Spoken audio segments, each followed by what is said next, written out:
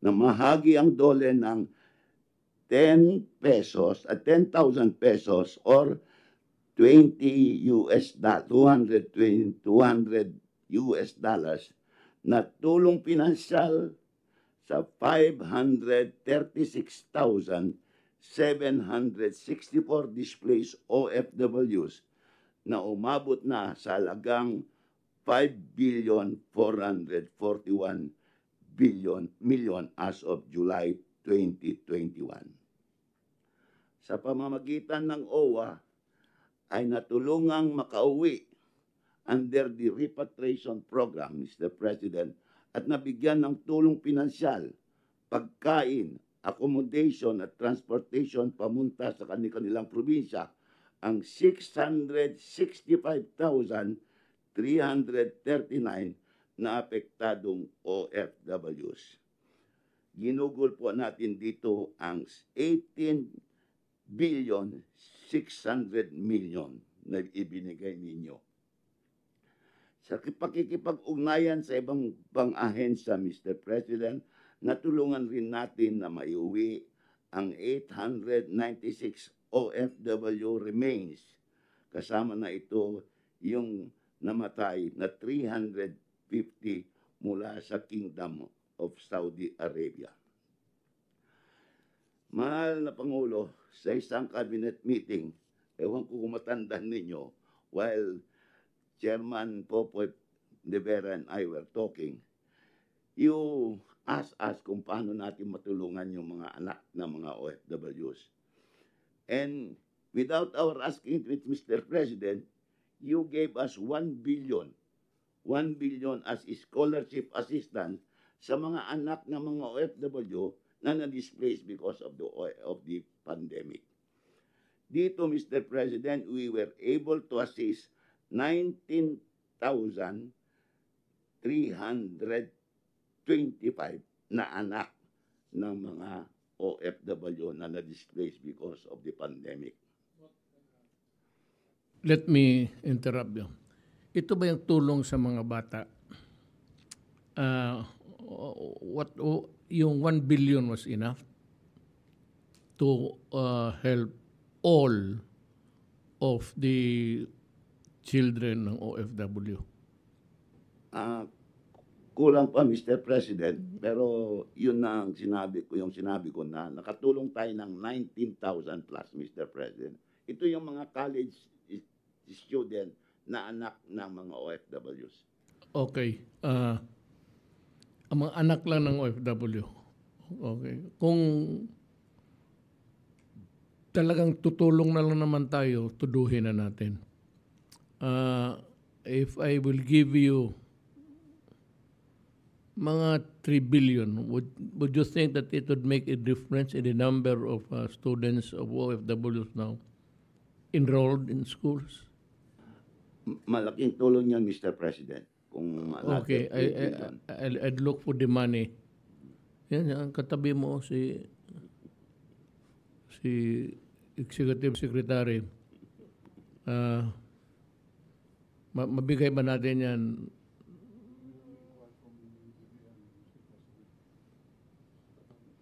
We'll inquire from the DBM po. Maghanap ka para matulungan mo, kaawa eh. We will do that, Mr. President. Tsaka yung, tama yan, yung para na hindi na yung iba mahinto ang pag-aaral, ayan, magpapasok na kung anong estilo sa buhay. So if you make it about 3 billion, I think marami na yung matulungan sa public schools. Minimal lang naman anong gastos dyan. And those who are in college, well, you can use the 3 billion, paikutin mo sa kanilang lahat.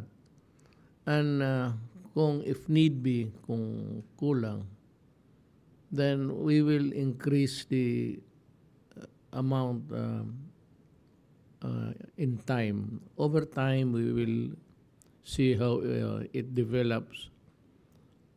We have to get the results also. only those that are studying na may puso mag-aral. Yung mga hindi ayaw mag-aral, tapos sige lang kayo enroll ng enroll, i-monitor ko kayo. Huwag na kayo mag-aral. Gawain na ninyo ano gusto ninyo sa buhay. But I will try to go as far as 3 billion in God willing another time, so that we can make an impact on yung hardships of the OFW. Salamat. Thank you very much, Mr. President. Malaking tulong yan po sa mga college student na mga OFWs who were displaced because of COVID-19. Ngayon, Mr. President, ito yung mga kinasabi nung natulungan natin. Lubos na nagpapasalamat ang ating mga kababayan tulad ni Miss Candy Nase na naging tupad beneficiary. Si Miss Carmelita Wee ng Grand Astoria Hotel na nabigyan ng Camp Tourism Assistance ang kanilang mga manggagawa, and Mr. Ray Ferrer na dating OFW na nakatanggap ng 10,000 pesos as Dole AKAP. We also have Miss Gloria May Kumat, OFW dependent, na nabigyan, ito na po yung galing sa inyo, Mr. President, na 1 billion, nabigyan ng educational assistance sa halagang 30,000 under the Tabang OFW. At napakarami pang mga OFWs ang na-repatriate dahil sa iba't ibang panig ng mundo, at malaki po ang kanilang pasasalamat sa inyo. But is there a follow-up of a monitor made by your department? Itong mga natulungan at gustong magkakaroon ng capital, so yung binibigay natin. Meron kayong ano dyan? Meron kayong, do you have a follow-up study or whatever that would make sure that the money is not, what I'm saying is that the money is not, ang pera hindi na wasted. Tagalog o limitado. Mr. Hindi na President, sayang. aside from this Tabang OFW fund na nabigay ninyo, meron talagang reintegration program ang OWA. Ito naman kabuhayan, pangkabuhayan, Mr. President. At saka, by the way, Mr. President, I'd like to inform you na lahat ng mga OFW members ay entitled to a scholarship certificate ng kanilang anak. Meron silang 10,000 a year for their children, lahat ng mga OFW, yung mga active OFW members, Mr. President. Ayan po. I'm happy to hear it. Mahal na Pangulo, ipinatayo, ito po, Mr. President, ipinatayo natin ang kauna-unahang OFW Hospital and Diagnostic Center sa bansa, sa pagtutulungan ng lokal na pamahalaan ng Pampanga, ang private sector kagaya ng Bloomberry Foundation, PAGCOR, DOH, and DOLE.